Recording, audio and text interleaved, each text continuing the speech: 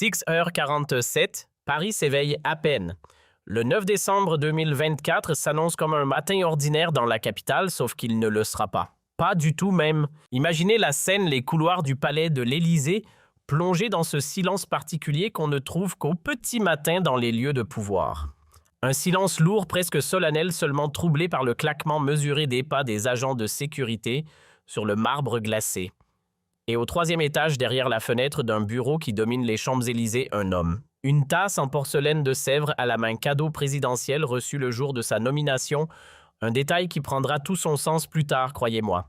Cet homme, c'est Sébastien Lecornu, Premier ministre de France, en poste depuis 3 mois et 15 jours.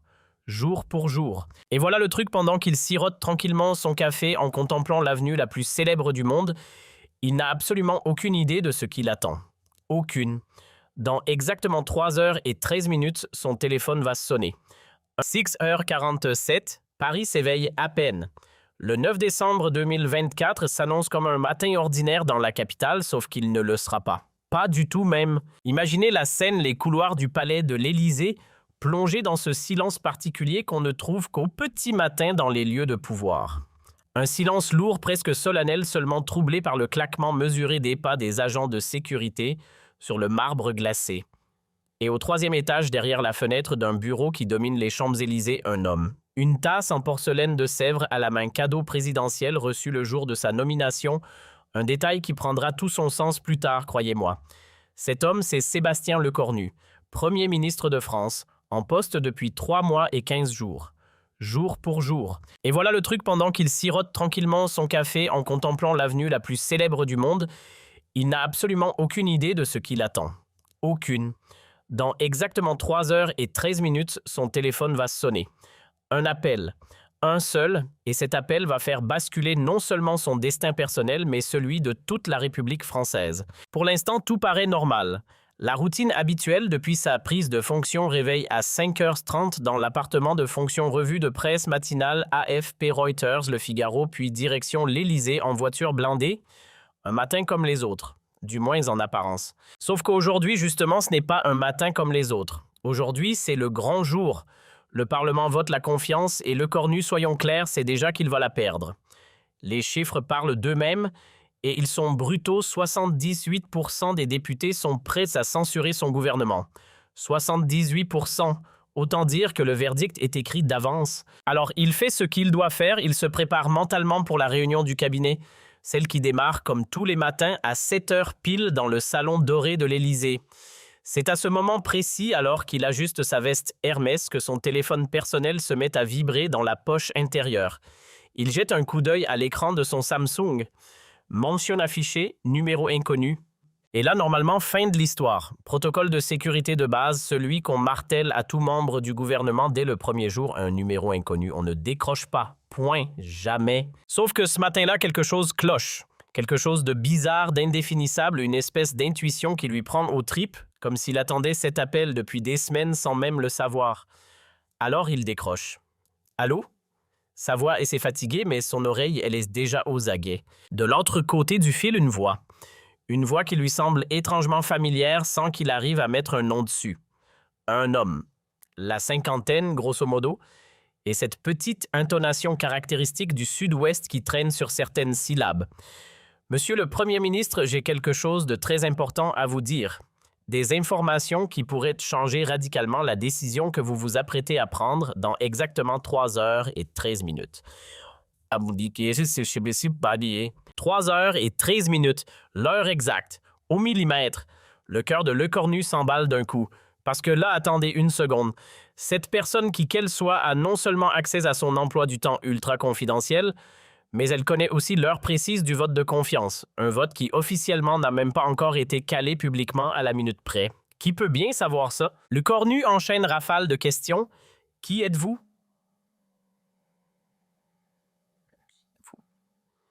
Qu'est-ce que vous voulez? Et surtout, comment est-ce que vous avez eu ce numéro? Réponse calme, presque détachée. Mon identité n'a aucune importance pour l'instant, monsieur le Premier ministre. Ce qui compte réellement, ce sont les discussions qui se sont tenues hier soir à Digne lors de la réunion extraordinaire du parti de Marine Le Pen. Elle sait quelque chose sur vous. Quelque chose que vous-même ignorez encore, quelque chose que même vos collaborateurs les plus proches n'ont pas la moindre idée. Là, ça fait tilt. Un frisson glacial remonte le long de la colonne vertébrale de l'écornu. Et pour cause, réfléchissez 2 secondes. Marine Le Pen, la figure de proue de l'extrême droite française, est restée bizarrement muette ces derniers jours face à la crise politique qui secoue le gouvernement. Bizarrement muette, oui, parce que franchement, ça ne lui ressemble pas. Pas du tout même. D'habitude, c'est la première à dégainer, à monter au créneau, à dénoncer tout ce qui bouge à l'Élysée. Et là, silence radio. Ce silence, il pue à plein nez. Continuez, je vous écoute. La voix de Lecornu s'est raffermie, plus contrôlée maintenant. Le politique reprend le dessus sur l'homme secoué. Monsieur le Premier ministre, permettez-moi une question. Savez-vous vraiment pourquoi le président vous a nommé à ce poste il y a 3 mois et 15 jours, jour pour jour? Ce n'était pas pour vos compétences d'ancien ministre de la Défense, même si elles sont, je vous l'accorde, indéniables et reconnues de tous. Ce n'était pas non plus pour votre fidélité légendaire à sa personne, non. La vraie raison, la voici, il savait. Il savait avec une précision chirurgicale que cette crise politique allait exploser précisément à cette période-là. Boum! Coup de massue. Lecornu reçoit la révélation en pleine face. Et là, instantanément, un souvenir lui revient. Cette fameuse conversation dans le bureau présidentiel le jour de sa nomination. Cette façon dont le président l'avait regardé avec cette expression étrange qu'il n'était pas parvenu à déchiffrer sur le moment. Quelque chose dans le regard, quelque chose de fuyant, de pesant. Avec le recul, maintenant, ça saute aux yeux. Ce qu'il avait lu dans ses pupilles, c'était de la culpabilité pure et simple. Qu'est-ce que vous voulez dire exactement? La voix de Lecornu s'est faite plus sèche. Sa main libre, elle s'est instinctivement agrippée au rebord de son bureau en acajou. Un geste de survie. La réponse tombe, lente, méthodique, implacable. Ce que je veux dire, monsieur Lecornu, c'est que votre nomination n'a jamais été un honneur mérité. Jamais. C'était un sacrifice planifié, calculé, minutieusement orchestré. Le président vous a placé à ce poste en sachant pertinemment que vous seriez le bouc émissaire désigné de cette crise. Vous êtes, et pesez bien mes mots, l'agneau sacrificiel de l'Élysée. Au revoir, c'est mon... L'agneau sacrificiel. Laissez-moi vous dire que ce genre d'expression, quand on vous la balance en pleine figure à 6h47 du matin, ça ne laisse pas indemne. Les mains de Lecornu commencent à trembler. Légèrement, mais elles tremblent. Son regard dérive vers l'horloge suisse accrochée au mur. 3h08. C'est tout ce qu'il lui reste avant d'entrer dans l'hémicycle pour affronter un vote de confiance qu'il est certain, absolument certain de perdre. Tous les comptes le disent. Tous les sondages le martèlent, tous les analystes politiques en sont convaincus. La sentence est déjà gravée dans le marbre, sauf que maintenant, un détail change tout, et si la sentence avait été écrite par celui-là même qui l'avait nommé, Lecornu se ressaisit. La voix devient plus dure, plus tranchante. Le premier ministre reprend la main. « Prouvez-moi ce que vous avancez. » Dans exactement 5 minutes, vérifiez votre boîte e-mail professionnelle, Monsieur le Premier ministre. Vous y trouverez l'enregistrement intégral d'une conversation entre le président et son conseiller spécial. Conversation tenue la semaine précédant votre nomination dans le bureau présidentiel lui-même le 2 septembre, à 20h précises. Écoutez-la très attentivement. Chaque mot a son importance. Clic. La ligne est coupée. Net. Et Lecornu reste planté là, le Samsung encore en main, les yeux rivés sur l'écran noir qui lui renvoie le reflet d'un visage qu'il reconnaît à peine. Son propre visage, un visage inquiet, tendu. Son cœur cogne tellement fort contre sa cage thoracique qu'il l'entend résonner jusque dans ses oreilles. Qui peut bien être cette personne? Comment peut-elle avoir accès à des informations d'un tel niveau de confidentialité? Et surtout, et c'est la question qui tue, est-ce qu'elle dit la vérité? 5 minutes plus tard, pile à l'heure promise, un email atterrit dans sa boîte de réception sécurisée. L'expéditeur, une adresse cryptée qu'il n'a jamais vue de sa vie. Il clique sur la pièce jointe audio. Ses mains, à ce stade, tremblent ouvertement. Il enfile ses écouteurs. Et la voix qui sort, c'est la voix. Celle du président. Celle qu'il connaît par cœur. Alexis, nous avons un problème majeur qui va nous éclater à la figure dans les 3 prochains mois.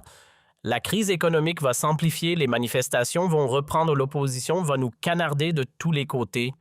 Il nous faut quelqu'un de loyal, mais, et c'est le point essentiel, quelqu'un de remplaçable au poste de Premier ministre. Quelqu'un qu'on pourra sans problème désigner comme responsable quand tout partira en vrille? Le cornu, c'est l'homme de la situation. Puis la voix du conseiller, plus hésitante, presque gênée. Monsieur le Président, tout de même, c'est un peu cruel, non? Les cornus, vous êtes fidèle depuis le début de votre mandat. Il vous a soutenu dans chacun de vos choix, y compris les plus controversés. Et là, la réplique présidentielle. Glaçante. La politique, Alexis, ce n'est pas un jeu d'enfants. Ce n'est pas un concours de popularité et encore moins un club de gentlemen. Parfois, il faut savoir sacrifier ses amis les plus proches pour sauvegarder le système pour préserver l'État. Le cornu comprendra. Un jour. Et s'il ne comprend pas, eh bien ce sera son problème, pas le nôtre. Mais Monsieur le Président, ça revient à manipuler un homme qui vous fait entièrement confiance. Nous ne manipulons personne, Alexis. Nous faisons de la politique. Nous protégeons la République et protéger la République, ça exige parfois des sacrifices. Voilà. C'est dit, noir sur blanc enregistré. Mesdames et messieurs, bienvenue dans les coulisses du pouvoir. Le cornu aura eu l'honneur d'être Premier ministre de France pendant quelques mois. C'est déjà plus que ce que la plupart des politiciens peuvent espérer obtenir au cours de toute une carrière. Voilà. Sentence prononcée. Le futur antérieur employé comme si sa carrière était déjà un souvenir, comme si l'homme était déjà rayé de la carte. L'écornu arrache ses écouteurs d'un geste sec, presque violent. Ses mains ne tremblent plus de peur maintenant. Elles tremblent d'autre chose, de rage. D'une rage pure, chimiquement pure, mélangée à ce sentiment insupportable qu'est la trahison absolue. Faisons le décompte, vous voulez bien, 3 mois. 3 mois de boulot acharné, 18 heures par jour, parfois plus. 3 mois de loyauté aveugle de celle qu'on ne questionne pas. 3 mois passés à défendre bec et ongles les politiques du président, y compris quand ses doutes intimes lui hurlaient de ne pas le faire, y compris quand sa propre conscience tirait la sonnette d'alarme. Et tout ça, n'était en réalité qu'un mensonge soigneusement élaboré, une manipulation sordide, une trahison planifiée jusqu'au moindre détail. L'écornu se lève, brusquement, il quitte son fauteuil ministériel et se met à arpenter son bureau, ses chaussures italiennes claquant sur le parquet d'époque, celui-là même qui a vu défiler des siècles d'histoire française. Mais là, franchement, il s'en fout royalement. La colère monte. Elle monte comme une marée noire lente, inexorable qui recouvre tout sur son passage. Comment a-t-il pu être aussi naïf? Comment a-t-il pu accorder sa confiance totale et entière à un homme qui préparait sa chute depuis le premier jour? Son regard se pose à nouveau sur l'horloge. Moins de 3 heures, 3 petites heures le séparent du Parlement, des caméras, des journalistes, de la France entière qui sera rivée sur lui. Sauf que tout, mais vraiment tout vient de basculer. L'homme qui entrera dans cet hémicycle tout à l'heure, ce ne sera plus le Premier ministre loyal prêt à encaisser sa défaite avec dignité et élégance comme le prévoyait le scénario. Oh non! Celui qui franchira les portes, ce sera un homme trahi, humilié, manipulé, un homme qui a des comptes très très personnels à régler. Et ça change absolument tout. Son téléphone officiel se met à sonner. Et là, tenez-vous bien deviner qui s'affiche sur l'écran. Président de la République. En personne, il décroche. Sébastien, mon cher ami, prêt pour ce matin, je sais que ça va être difficile. Je sais que c'est une épreuve terrible qui vous attend, mais gardez bien à l'esprit que nous sommes dans le même bateau. On coule ensemble ou on survit ensemble. Ah bon, le même bateau. Tiens donc. L'écornu inspire profondément. Il concentre toute son énergie pour maîtriser sa voix, pour ne rien laisser filtrer.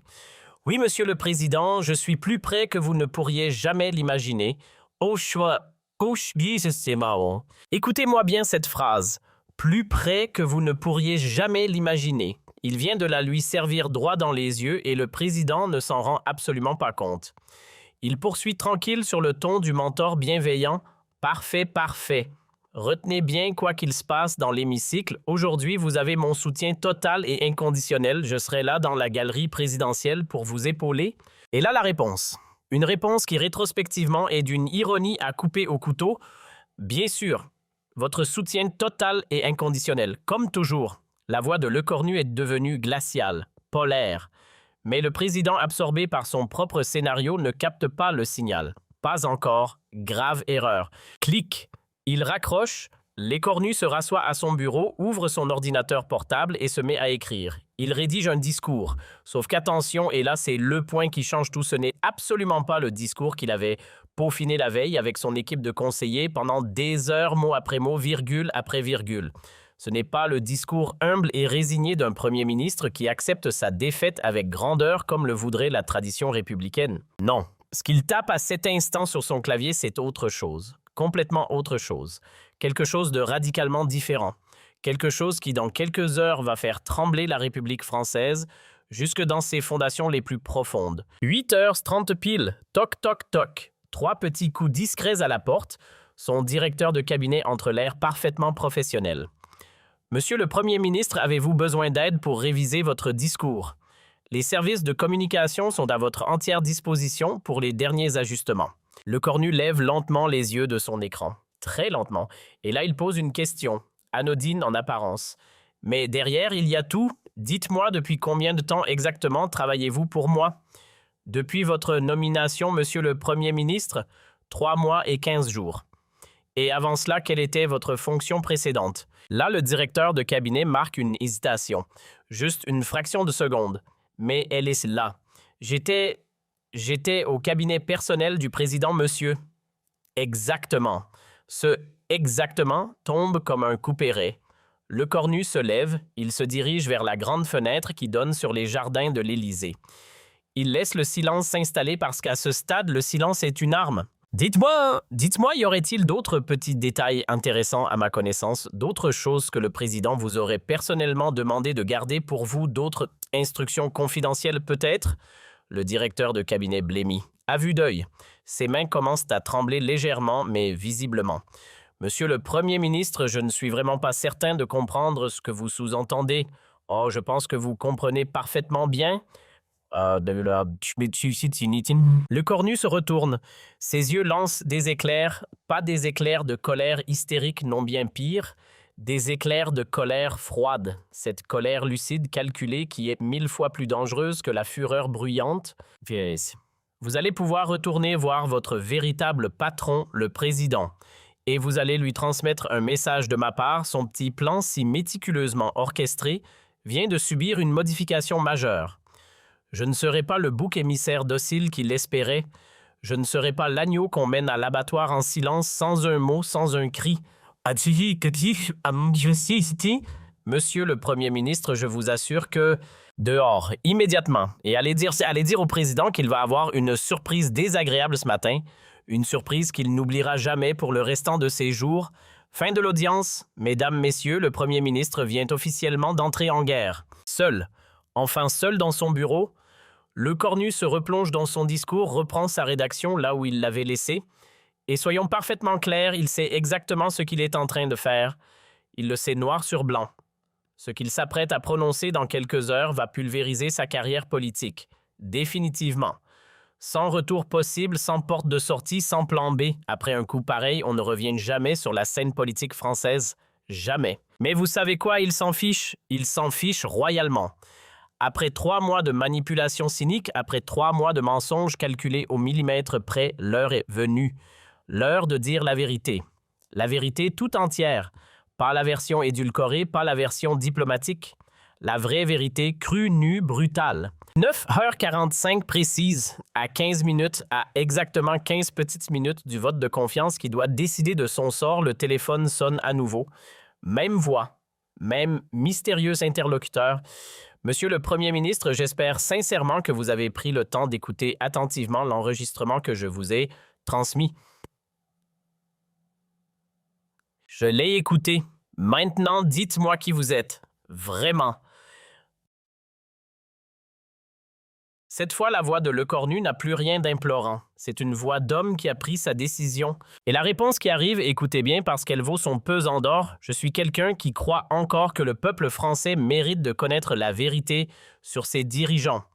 Je suis quelqu'un qui en a assez de voir des hommes intègres, des hommes honnêtes, être utilisés comme de vulgaires pions sur les échiquiers politiques.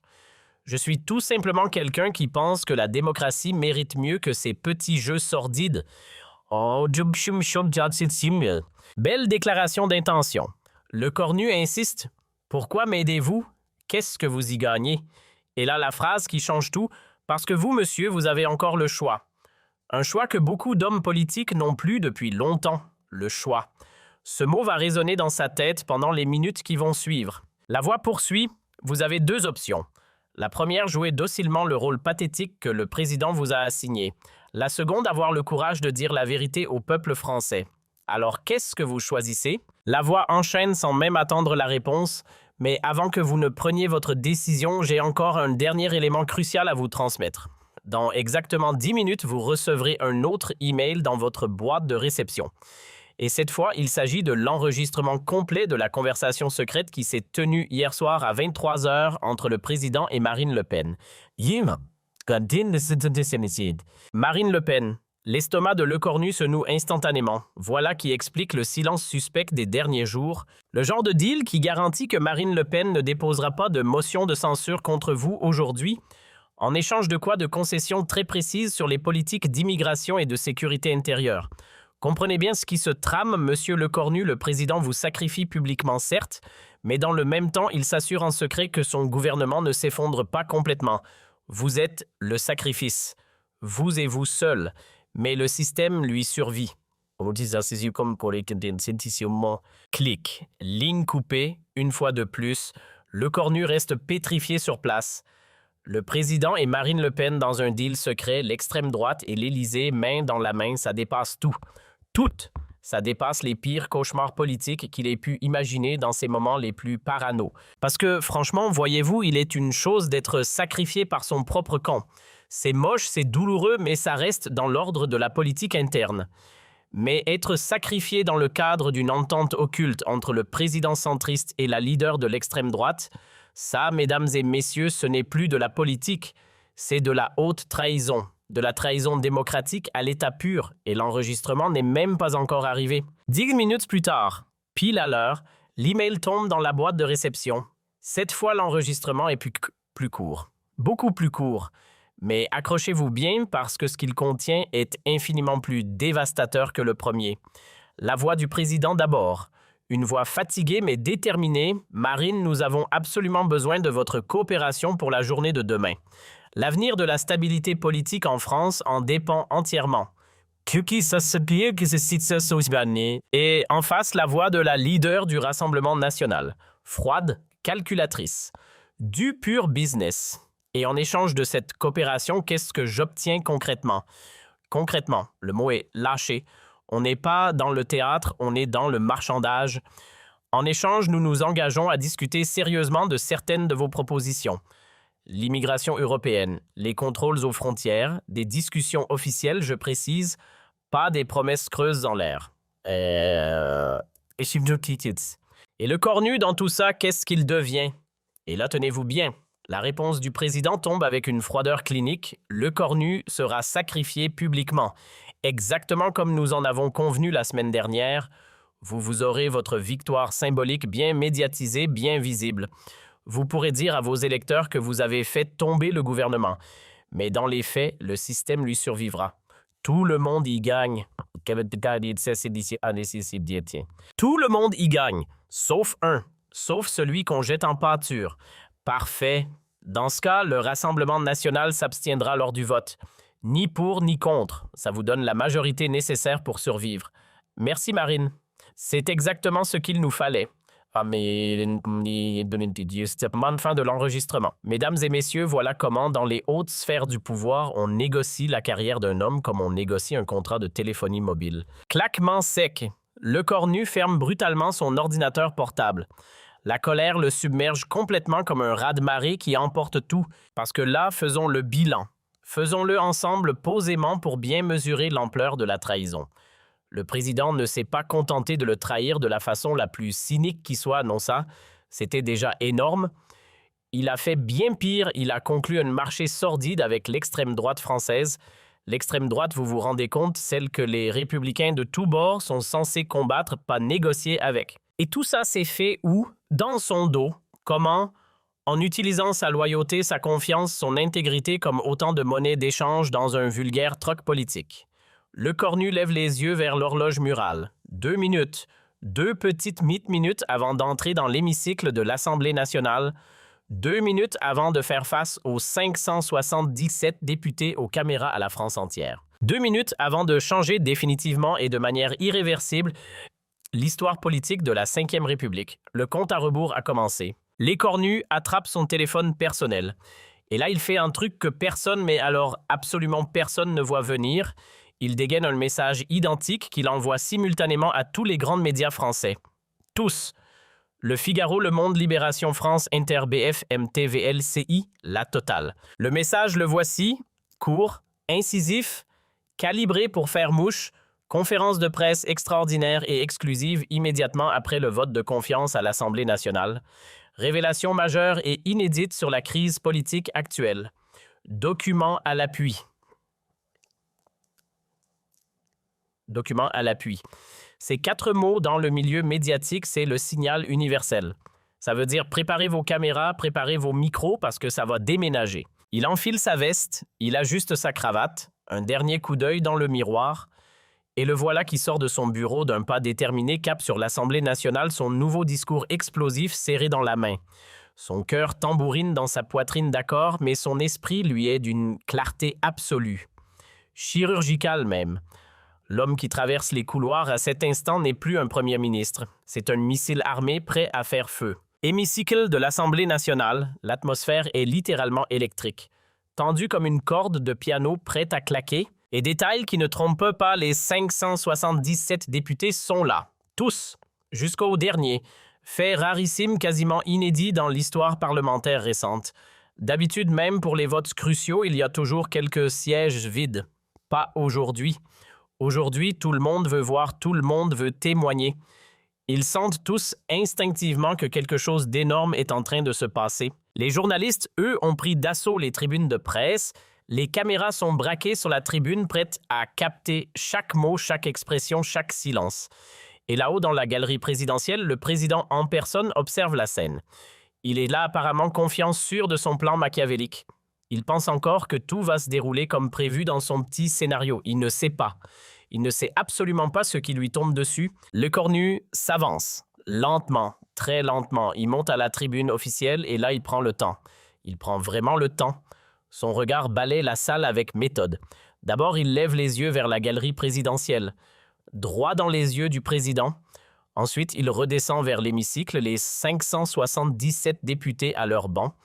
Et enfin, il fixe les caméras. Ces caméras qui, à cet instant précis, diffusent en direct dans toute la France. Et même au-delà, puisque plusieurs chaînes internationales ont repris le signal. La France entière retient son souffle. Le monde politique européen aussi, d'ailleurs. Et il commence. Sa voix est claire, ferme, parfaitement contrôlée. Pas un tremblement, pas une hésitation. Mesdames et messieurs les députés de la République, je me présente devant vous aujourd'hui non pas pour défendre un gouvernement condamné d'avance, mais pour enfin révéler la vérité sur la manipulation cynique et sordide dont nous avons tous été victimes. Boum! Première détonation. Le choc est immédiat. Première. Un murmure parcourt instantanément l'hémicycle de banc en banc. Les députés s'échangent des regards interrogateurs. Certains se redressent sur leur siège. Les journalistes, eux, se figent parce qu'ils le sentent. Ils le sentent tous. Cette phrase d'ouverture, ce n'est pas du tout ce qui était prévu dans le protocole. Pas du tout. Pas une virgule. Et là-haut, dans la galerie présidentielle, le président se redresse brusquement, comme piqué par une guêpe. Son masque présidentiel, ce masque impassible qu'il a patiemment construit au fil des années face aux caméras, se fissure en une fraction de seconde.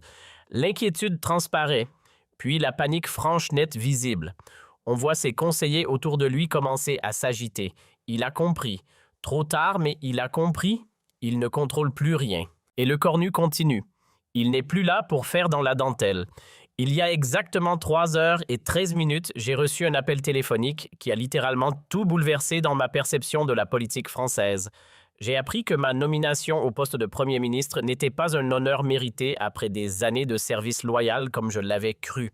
C'était en réalité un sacrifice froidement planifié, minutieusement calculé. J'ai découvert que le président de la République m'a cyniquement utilisé comme bouc émissaire en sachant parfaitement que cette crise politique majeure éclaterait à cette période-là. Et là, l'Assemblée explose, littéralement. Ce n'est plus un murmure, c'est une déflagration. Les députés se lèvent d'un bond tous en même temps. Certains hurlent de leur indignation poing levé, pointant la galerie présidentielle du doigt. D'autres, au contraire, applaudissent à tout rompre frénétiquement. Les journalistes, eux, sont dans un état de transe professionnelle. Ils notent, ils filment, ils dictent en direct à leur rédaction. Chaque seconde devient historique. Et dans la galerie présidentielle, le président est blanc. Mais vraiment blanc. Blanc comme un linge, comme on dit. Ses conseillers s'agitent autour de lui dans une chorégraphie de panique qu'on voit rarement dans les cercles du pouvoir. Certains lui chuchotent «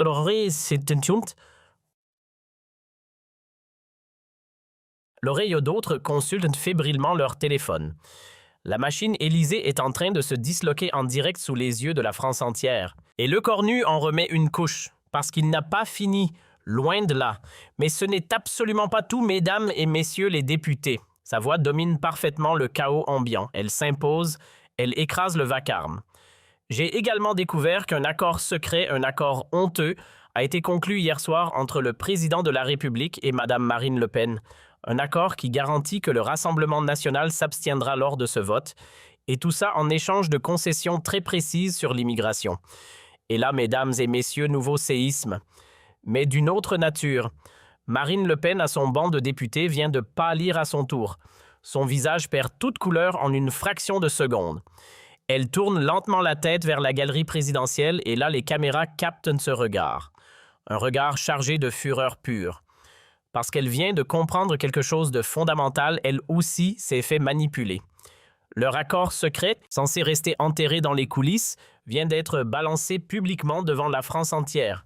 Pire, il vient d'être balancé devant ses propres électeurs, ceux-là même, à qui elle devait raconter qu'elle avait fait tomber le gouvernement. 2 trahisons pour le prix d'une. Vous ne rêvez pas. Les cornus enchaînent, et là il sort l'arme fatale. Mouvement théâtral parfaitement étudié. Ces enregistrements audio, dit-il, en brandissant bien haut une simple clé USB, ce minuscule objet qui contient pourtant les preuves explosives de tout ce qu'il vient d'affirmer, seront transmis intégralement à la presse française et internationale immédiatement après cette séance. Le peuple français mérite enfin de connaître la vérité sur la manière dont ses dirigeants manipulent la démocratie comme un vulgaire jeu de cartes. Un vulgaire jeu de cartes. La formule fait mouche. Elle fera la une de tous les journaux demain matin, pariez là-dessus. Le président de l'Assemblée nationale tente désespérément de reprendre la main. Il frappe de son marteau encore et encore. Silence dans l'hémicycle. Peine perdue. Totalement peine perdue. Le chaos est devenu incontrôlable. Les députés hurlent, se lèvent, s'invectivent, se bousculent presque dans les travées. Les journalistes quittent déjà les tribunes pour se précipiter vers les téléphones. Les réseaux sociaux, à cet instant précis, doivent littéralement s'enflammer. Bienvenue, mesdames et messieurs, à ce qui restera probablement dans l'histoire comme la séance parlementaire la plus dingue de la Ve République. Et encore, on n'a pas fini. Et puis vient le moment final. Le cornu lève les yeux. Il fixe directement le président dans la galerie, droit dans les pupilles, et il prononce ces mots qui vont rester gravés dans l'histoire. Monsieur le président de la République, vous m'avez trahi de la façon la plus lâche qui soit. Vous avez trahi la confiance que j'avais placée en vous. Vous avez trahi les valeurs républicaines que nous étions censés défendre ensemble côte à côte. Puis, il quitte la tribune, comme ça, sans attendre le vote de confiance. Il n'a même pas besoin de connaître le résultat, il l'a déjà écrit lui-même à sa manière. Dans sa tête, c'est très clair, sa carrière politique, c'est fini, définitivement terminé, rideau. Mais en même temps, il sent dans chaque fibre de son corps qu'il vient de faire exactement ce qu'il fallait faire. Et ça vaut toutes les carrières du monde. Il s'engage dans les couloirs marbrés de l'Assemblée, à peine quelques pas, et son téléphone se remet à sonner, évidemment. La voix mystérieuse, celle qui a tout déclenché il y a à peine quelques heures. Mes plus sincères félicitations, monsieur Le Cornu. Vous venez de faire le choix le plus courageux de toute votre vie politique. Le Cornu n'a plus peur de rien. Alors il pose la question, une dernière fois. Maintenant, dites-moi enfin qui vous êtes, vraiment. La réponse qui arrive, écoutez-la bien parce qu'elle porte en elle tout un programme. Je suis quelqu'un qui travaille depuis des années dans l'ombre à protéger les vraies valeurs de la démocratie française. Et aujourd'hui, grâce à votre courage exceptionnel, nous venons de remporter une bataille cruciale contre la manipulation politique Et maintenant, qu'est-ce qui va se passer? Maintenant, vous rentrez chez vous. Vous rentrez chez vous avec la certitude que vous avez préservé votre honneur et votre intégrité. Et la France peut-être découvrira enfin qu'elle mérite infiniment mieux que des dirigeants qui jouent avec la démocratie comme avec des pièces de monnaie. Belle sortie. Presque philosophique, on sent que cet homme de l'ombre a longuement réfléchi à ses formules. Les Cornus sort de l'Assemblée nationale. Et là, accrochez-vous, c'est un véritable déluge. Un tsunami de flash, de cliquetis, d'appareils photos, de questions criées par les journalistes depuis la meute qui s'est massée à la sortie. Monsieur le Cornu, une réaction, un commentaire, quelles sont vos preuves? Lui, il ne répond à rien, pas un mot, mais il affiche un sourire, un petit sourire serein, tranquille. Et ce sourire, mesdames et messieurs, en dit 1000 fois plus long que n'importe quelle déclaration de 3 heures. Le silence parfois est l'arme la plus puissante. Le soir tombe sur Paris. Dans son appartement personnel du 7e arrondissement Le Cornu, s'est installé devant sa télévision. Il zappe d'une chaîne à l'autre. Et partout, absolument partout, le même sujet. Ces révélations ont provoqué ce qu'on ne peut décrire autrement que comme un tsunami politique. Un tsunami de proportions inédites. Le président est sous une pression colossale sans aucun précédent dans l'histoire récente. Les éditorialistes se succèdent les uns après les autres pour analyser les enregistrements, disséquer les mots, évaluer les dégâts. Marine Le Pen, de son côté, multiplie les tentatives pour se désolidariser de l'accord révélé, mais ces peines perdues, les enregistrements parlent d'eux-mêmes. Et dans l'opposition, c'est l'unanimité. De la gauche à la droite, tous les partis sans exception réclament d'une seule voix la même chose des élections présidentielles anticipées. La Ve République vacille. En une seule matinée, son téléphone personnel vibre, un message, sur l'écran un nom qui le fait instantanément fondre sa fille. « Papa, je suis infiniment fier de toi. Tu as fait exactement ce qu'il fallait faire. Tu es redevenu l'homme intègre que j'ai toujours admiré. » Et là, pour la première fois depuis le jour de sa nomination au poste de Premier ministre, Le Cornu sourit. Vraiment. Un sourire sincère profond qui monte du plus profond de lui. Pas le sourire figé des photos officielles, pas le sourire poli des conférences de presse, non un vrai sourire d'homme. Faisons le bilan, vous voulez bien, il a perdu son poste. Sa carrière politique, selon toute vraisemblance, s'est terminée. Définitivement terminée. Mais regardez ce qu'il a retrouvé en échange, son intégrité, sa dignité. Et surtout, et c'est peut-être le plus important de tout, le respect de sa propre conscience. Ce regard qu'on pose dans le miroir tous les matins et qui ne ment pas.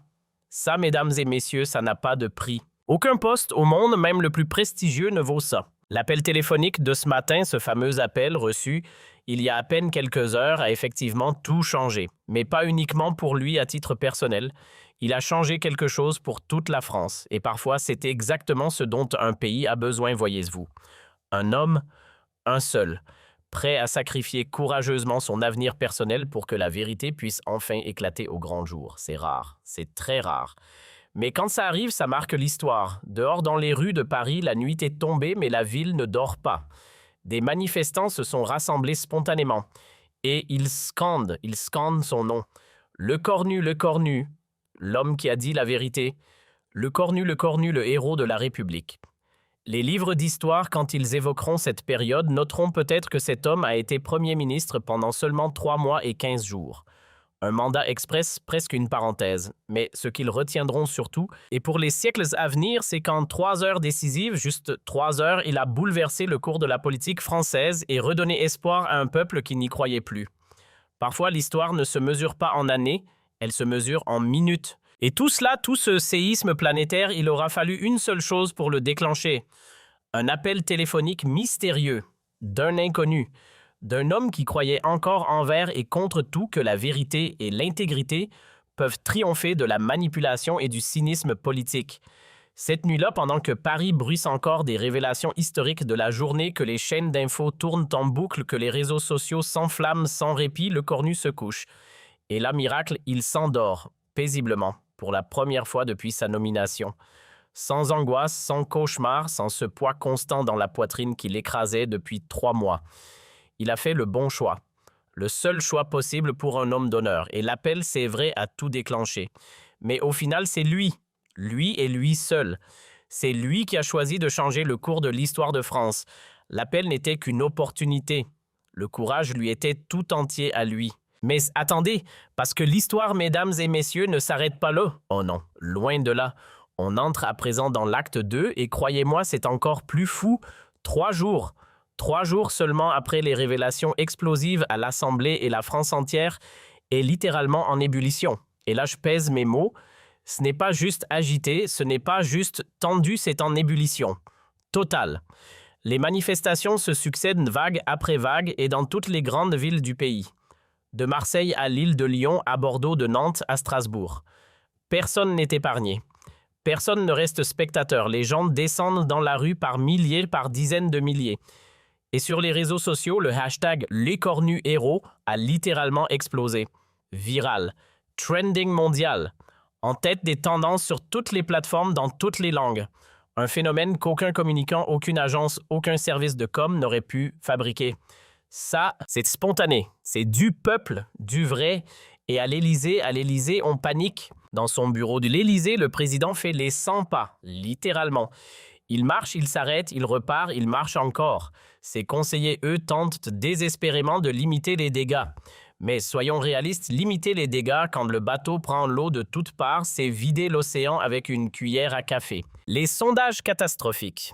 Et catastrophique est encore en dessous de la réalité. Sa cote de popularité vient de s'effondrer de 18 points. En 3 jours, 18 points en 72 heures, mesdames et messieurs, du jamais vu dans toute l'histoire de la Ve République. On n'a jamais vu ça. Jamais. Même les crises les plus retentissantes du passé n'ont pas produit un tel écroulement. Comment ont-ils pu avoir accès à ces enregistrements? Le président hurle hors de lui. Face à lui, son conseiller spécial, celui-là même qu'on a entendu dans les fameux audios. L'homme a l'air d'avoir pris 10 ans en 3 jours. Les traits tirés, le teint cireux, les yeux cernés jusqu'au menton. Il répond d'une voix blanche presque éteinte. « Monsieur le Président, nous avons passé en revue tous les systèmes de sécurité. Tous. Quelqu'un avec un accès de très très haut niveau a orchestré cette fuite. Quelqu'un qui connaît parfaitement nos méthodes, nos protocoles, nos zones aveugles. Il y a une taupe dans notre entourage. Et qui une taupe, le mot est lâché. Dans l'entourage le plus proche du président, imaginez un peu l'ambiance. Pendant ce temps, à des kilomètres de l'Élysée, changement radical de décor, dans un petit appartement discret du Marais, un homme est tranquillement installé devant sa télévision. Il regarde les informations. Il sourit. Un petit sourire de satisfaction, le sourire de celui qui a joué sa partie et qui voit le plan fonctionner exactement comme prévu. Cet homme, vous l'avez déjà entendu, mais vous ne l'avez jamais vu. C'est la voix mystérieuse, celle qui a tout déclenché ce matin-là dans le bureau de Lecornu. Et cet homme, il a un nom, un passé, une histoire. C'est un ancien directeur adjoint de la DGSE, les services secrets français. Les grands services, les vrais. Mis à la retraite anticipée. Et pas pour incompétence, bien au contraire pour avoir refusé de participer à certaines opérations qu'il jugeait contraires aux valeurs républicaines. Vous voyez le profil. Un vrai, un dur, un idéaliste dans un monde de requins. Depuis 3 ans, il a consacré chacune de ses journées à une seule mission: collecter des preuves. Des preuves sur la corruption, sur la manipulation, sur les agissements troubles au plus haut niveau de l'État.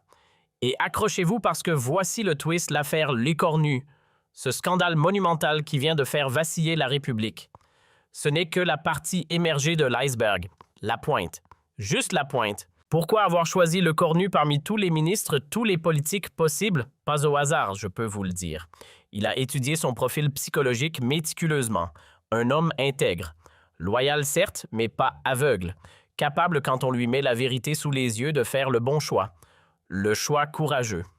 Et la suite lui a donné raison. Son téléphone sonne. Un numéro qu'il connaît bien. Très bien même. C'est moi. Sénatrice centriste présidente de la commission d'enquête sur les dysfonctionnements de l'État. Il faut absolument qu'on se voie. Urgence absolue. Je vous écoute. Nous venons de recevoir une demande officielle par écrit, une demande d'audition de Lecornu devant notre commission. Et accrochez-vous, il veut témoigner sous serment. Il dit qu'il a d'autres révélations à faire. Et là, l'homme du Marais sourit. Plus largement cette fois, parce que voyez-vous, ce sourire, c'est celui de la confirmation. Lecornu s'est révélé être exactement l'homme qu'il pensait. Pas juste un homme courageux sur un coup de tête, pas juste un type qui a craqué sous le coup de l'émotion, non un homme qui va jusqu'au bout, qui prend la décision, qui l'assume et qui l'amplifie. Parce que voilà, la vérité, quand on commence à tirer sur un fil dans un système pourri, on ne peut plus s'arrêter. Et manifestement, le cornu a bien l'intention de tirer sur le fil jusqu'à ce que toute la pelote se défasse. Le véritable séisme ne fait que commencer. Et qu'est-ce qu'il veut révéler de plus exactement? La sénatrice prend une inspiration. Ce qui suit, elle, le lâche d'une voix contenue. Il parle de contrats d'armement truqués, de commissions occultes sur les ventes à l'étranger, de financements illégaux de campagnes électorales.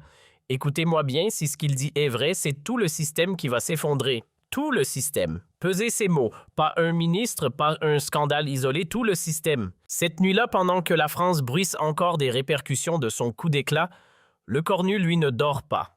Pas une seconde. Dans son appartement, il est penché sur son bureau, il prépare son témoignage pour la commission sénatoriale. Méticuleusement, chaque phrase pesée, chaque document vérifié, chaque date recoupée. Et soyons clairs, il sait exactement ce qu'il est en train de faire. Chaque mot qu'il s'apprête à prononcer sous sermon va fermer une par une toutes les portes du retour. Toutes. Le retour en politique, après ça, c'est impossible. Zéro chance, aucune, mais il s'en fiche. Il s'en fiche complètement royalement. La vérité doit éclater, toute la vérité. Peu importe le prix. Et là, dans le silence de la nuit, son esprit remonte le temps. Il repense à sa carrière, cette carrière commencée avec tant d'idéaux il y a à peine 7 ou 8 ans, député à 32 ans, ministre à 35 ans, premier ministre à 39 ans, une trajectoire fulgurante de celles qui font rêver tous les jeunes militants de France. Il a été cet exemple pendant des années. Et maintenant, à 39 ans et quelques mois, il s'apprête probablement à sceller définitivement sa carrière politique, non pas avec un discours de grand homme d'État, mais en déballant sur la place publique les secrets les plus sombres de la République. Son téléphone vibre, un message, un nom qui apparaît à l'écran et qui le fait se redresser un ancien collègue du ministère de la Défense. Un général, un homme respecté, un vrai militaire. Le message est court, mais il cogne. J'ai vu votre intervention à l'Assemblée. Il faut qu'on se parle, vous et moi. J'ai des documents sur l'affaire des sous-marins australiens que vous devez absolument voir. Des documents qui prouvent que le président a menti au Parlement. Les cornus ferment les yeux. L'affaire des sous-marins. Cette histoire, bien sûr qu'il la connaît. Bien sûr qu'il s'en souvient. Les réunions secrètes au ministère, les contrats signés dans l'ombre loin des regards, les commissions qui partaient sur des comptes offshore des paradis fiscaux des juridictions opaques. À l'époque, il avait eu des soupçons, vagues, fuyants mais présents. Il n'avait jamais eu la preuve formelle.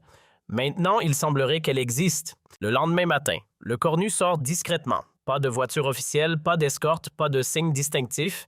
Il se rend dans un café anonyme du 15e arrondissement. Un de ces endroits où personne ne vous regarde, où personne ne vous reconnaît enfin en théorie. Le général est là déjà installé au fond et il est nerveux, visiblement nerveux. Il jette des coups d'œil constants par-dessus son épaule, il scrute chaque personne qui entre dans le café. Il a peur de quelque chose ou de quelqu'un. Ce que je vais vous montrer peut nous coûter très cher. À vous comme à moi, commence le général en sortant une clé USB de sa poche intérieure. Il la pose sur la table entre les deux tasses. Un objet minuscule, encore un, mais qui peut faire tomber des empires. Mais après ce que vous avez fait à l'Assemblée, je sais que vous êtes prêt à aller jusqu'au bout. Le cornu fixe la clé, puis il relève les yeux vers le général. Sa réponse tient en 2 mots. Montrez-moi. 2 mots. Et c'est tout. Parce qu'à ce stade, les grands discours ne servent plus à rien.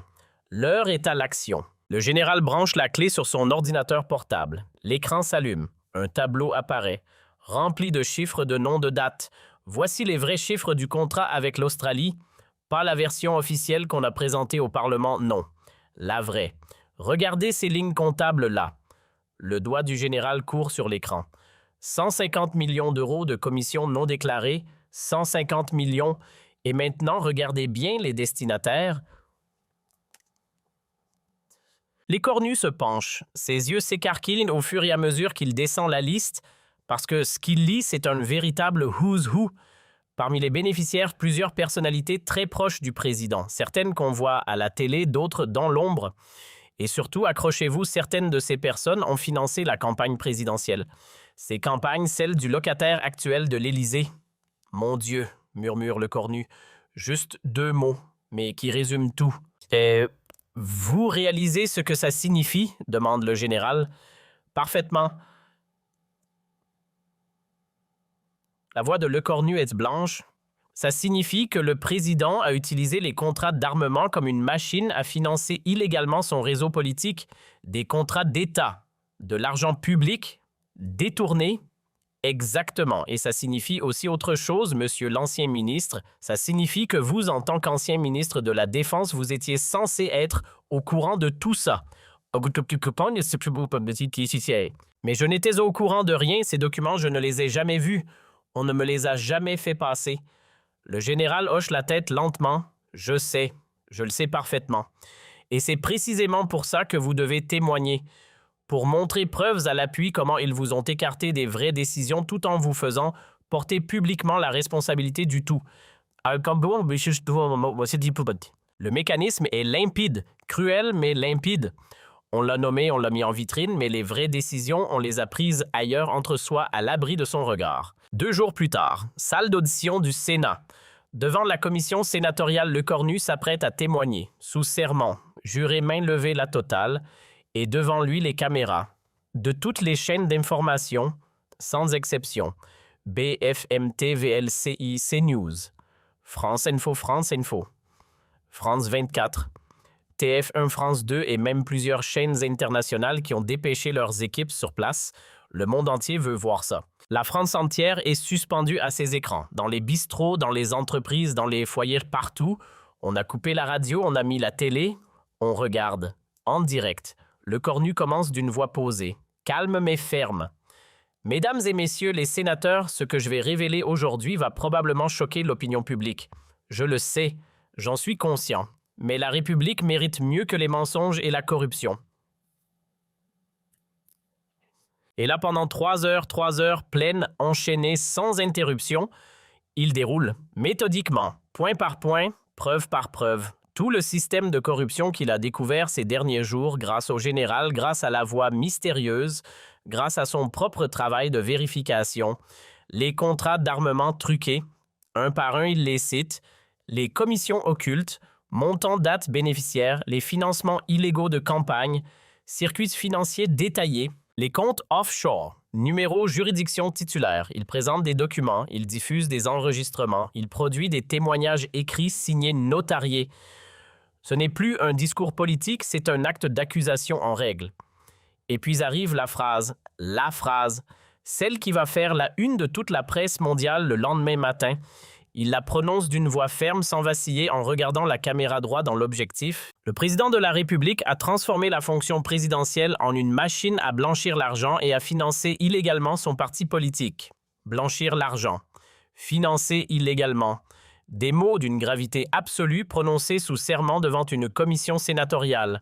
Ce ne sont plus des accusations, ce sont désormais des qualifications pénales potentielles. Et à ce moment précis, mesdames et messieurs, la Ve République entre dans un territoire qu'elle n'a jamais exploré auparavant. Pendant ce temps, dans le bureau présidentiel de l'Élysée, le président regarde le témoignage, en direct.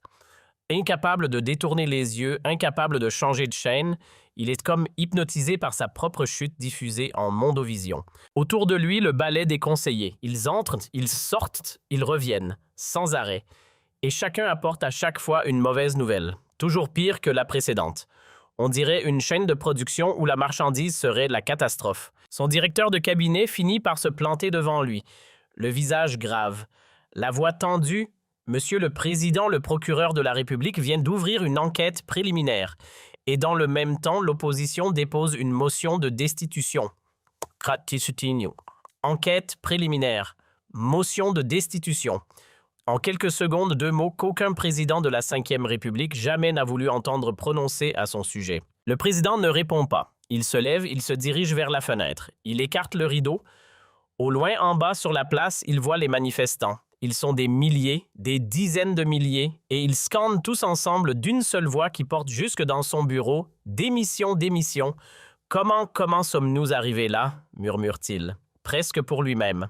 Et là, la réponse de son directeur de cabinet brutal mais lucide Vous avez sous-estimé le Cornu, monsieur le président. Vous pensiez qu'il accepterait bien sagement son rôle de bouc émissaire. Vous vous êtes trompé sur l'homme, purement et simplement. Vous vous êtes trompé sur l'homme. Voilà, tout est dit en une phrase. Cette nuit-là, dans son appartement du 7e arrondissement Le Cornu, voit son téléphone devenir littéralement fou. Ça ne s'arrête plus. Des centaines de messages affluent, les notifications s'enchaînent sans répit. Et le plus dingue, c'est la diversité. Ce n'est pas un camp politique qui lui écrit. C'est tout le monde. Des citoyens ordinaires qu'il ne connaît pas, de simples Français qui veulent le remercier. Des élus locaux, maires, adjoints, conseillers de toutes les sensibilités. Des magistrats confraternellement solidaires. Des journalistes certains qui l'avaient critiqué la semaine précédente et qui aujourd'hui saluent son courage. Tous, sans exception. Mais parmi cette avalanche, il y en a un qui se détache. Un seul. Celui qui va vraiment le faire craquer. Un message de sa mère, 78 ans. « Mon fils, je n'ai jamais été aussi fier de toi. Tu as choisi l'honneur plutôt que le pouvoir. C'est ce que ton père aurait voulu. » Vous voyez, mesdames et messieurs, il y a 1000 façons de mesurer une vie. Et parfois, la mesure la plus importante, ça tient en 3 phrases de quelqu'un qui vous a vu grandir, qui a été là avant les honneurs, avant les titres, avant les voitures blindées et les tasses en porcelaine de Sèvres. C'est ce que ton père aurait voulu. 10 mots et toute une philosophie. Et pendant ce temps-là, dans son petit appartement du Marais, l'homme mystérieux, celui par qui tout est arrivé, celui qui a déclenché toute cette avalanche, regarde les informations. Et il sourit, un sourire calme, satisfait, le sourire du stratège dont le plan se déroule exactement comme prévu. Et même mieux que prévu en réalité. Parce que franchement, avouons-le, il n'osait pas espérer un tel résultat. Non seulement le Cornu a révélé la manipulation dont il était personnellement victime, ce qui était déjà énorme, mais il est allé bien au-delà. Il a ouvert la porte d'une enquête qui va remonter tout le système. Toutes les ramifications, tous les circuits occultes, toutes les ententes souterraines. C'est le grand nettoyage qui commence. Il prend son téléphone, il compose le numéro qu'il connaît par cœur désormais et il parle. Je crois qu'il est temps maintenant qu'on se rencontre. En personne, face à face. Au bout du fil, la voix de Le Cornu plus ferme que jamais. Qui êtes-vous vraiment? Et la réponse simple, directe. Je suis l'homme qui vous a appelé il y a 1 semaine et je pense qu'on a encore du travail à faire ensemble. Encore du travail. Ces 3 mots-là, ils annoncent l'acte 3. Parce que apparemment, même après tout ça, même après le séisme parlementaire, même après le témoignage au Sénat, même après l'ouverture d'une enquête judiciaire et d'une procédure de destitution, on n'est pas au bout. Il reste encore des choses à révéler, des zones d'ombre à éclairer, des dossiers à ouvrir. La révolution, la vraie, ne fait que commencer. Le lendemain, petit restaurant discret de Belleville, un de ces endroits où le patron ne pose pas de questions, où les tables sont suffisamment espacées pour qu'on puisse parler sans être entendu. Et là, pour la toute première fois, les 2 hommes se retrouvent face à face. L'homme de l'ombre et l'homme qui a fait éclater la vérité.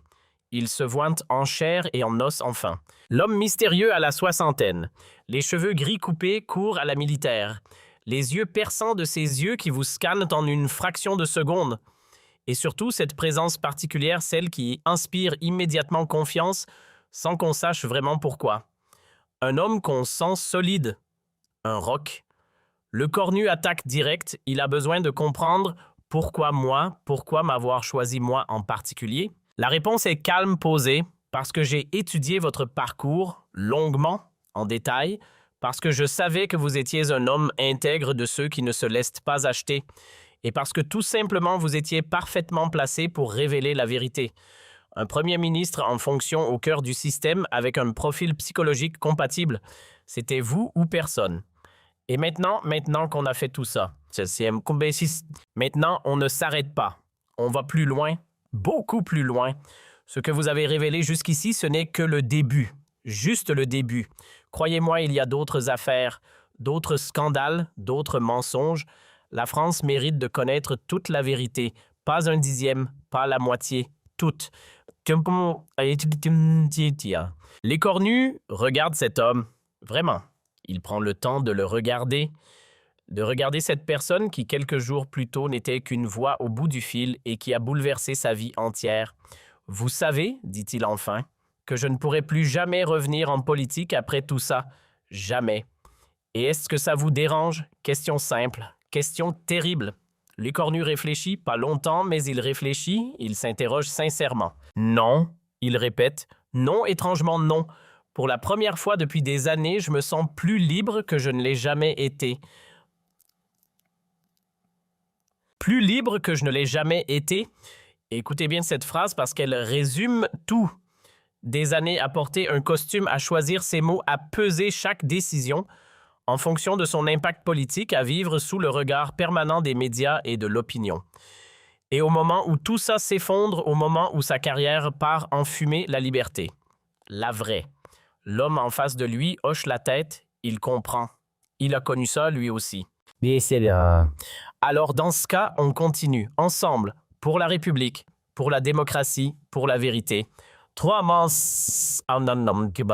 que 3 mots, 3 causes et un pacte scellé entre 2 hommes dans un restaurant de Belleville. Et voilà, mesdames et messieurs, c'est ainsi, exactement ainsi, que commence une nouvelle aventure pour l'ancien premier ministre. Plus comme homme politique.